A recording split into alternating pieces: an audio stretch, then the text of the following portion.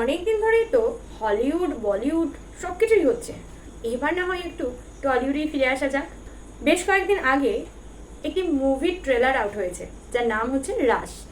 Director হলেন সাত্যকী বন্দ্যোপাধ্যায়, কাস্টে আছেন বিক্রম চ্যাটার্জি, দেবলীনা কুমার, অনির্বাণ চক্রবর্তী, অনুষ্কা মজুমদার, অর্ণা মুখোপাধ্যায়, সুদীপ মুখার্জি, এছাড়াও আরো অনেকেই রয়েছে।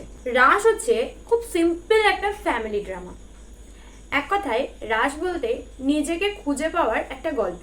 মানিকপুরে চক্রবর্তী ফ্যামিলি, যেখানে টোটাল 34 জন মেম্বার, মানে এক কথায় 91টি পরিবার ছিল, যারা সবাই একসাথে হাসতো, খাওয়া দাওয়া, যে কোনো উৎসব, বিশেষ করে রাসের উৎসবে সবাই একত্রিত হতো। 90-এর দশকে দ্বিতীয় সন্তান রজত কিছু উদ্দেশ্যে কলকাতায় চলে যায়। যদিও রজতের বিয়ে হয়ে গিয়েছিল ততদিনে, স্ত্রীর নাম হচ্ছে অন্নপূর্ণা, আর ছেলে তখনও অনেক ছোট সোমনাথ। তাদের দুজনকে নিজের বাড়িতে রেখে সে চলে যায় কাজের উদ্দেশ্যে কলকাতা, আর ভাই বোনেদের সাথেই একসাথে বেড়ে ওঠে সোমনাথ। সবথেকে বড় কথা, মা ভক্তর থেকে অনেক বেশি ঠাকুমা ভক্ত ছিল কিন্তু সোমনাথ। যখন সোমনাথের বয়স 12, তখন তার মা অন্নপূর্ণা মারা যায় একটি রোগের জন্য। রজত ফিরে এসে সবটা জানতে পারার পরে সে বিন্দুমাত্র অপেক্ষা না করে তার ছেলে সোমনাথকে নিয়ে বাড়ি ছেড়ে কলকাতায় চলে যায়। মানে একেবারে প্রতিজ্ঞা করে মানিকপুরে সে আর কখনো ফিরবে না, কারণ সে ভাবতো তার পরিবারই তার স্ত্রীকে মেরে ফেলেছে।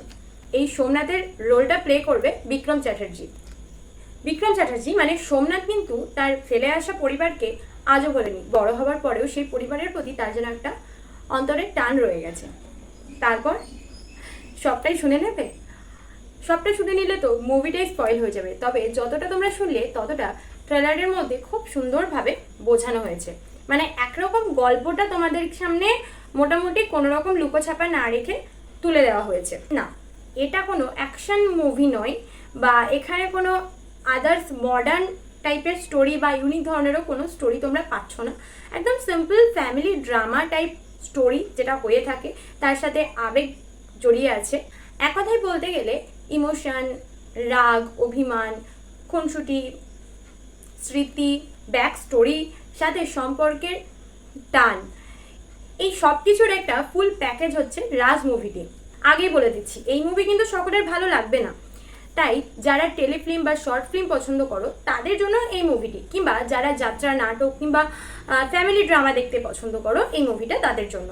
তাই তোমাদের চয়েসে যদি এই টাইপ মুভি থেকে থাকে তাহলেই তোমরা এই মুভিটি দেখতে যাও, আর যদি না থাকে তাহলে যেও না।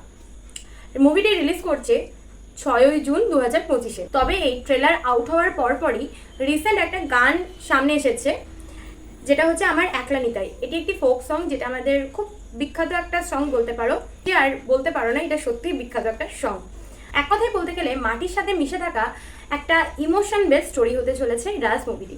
চলো দেখা যাক কেমন লাগে। আনিটকের সঙ্গে সিনেমার বকবক হয়েছে শেষ, আবার আছি নতুন মুভি নিয়ে। তোমরা সবসময় থাকো ফ্রেশ।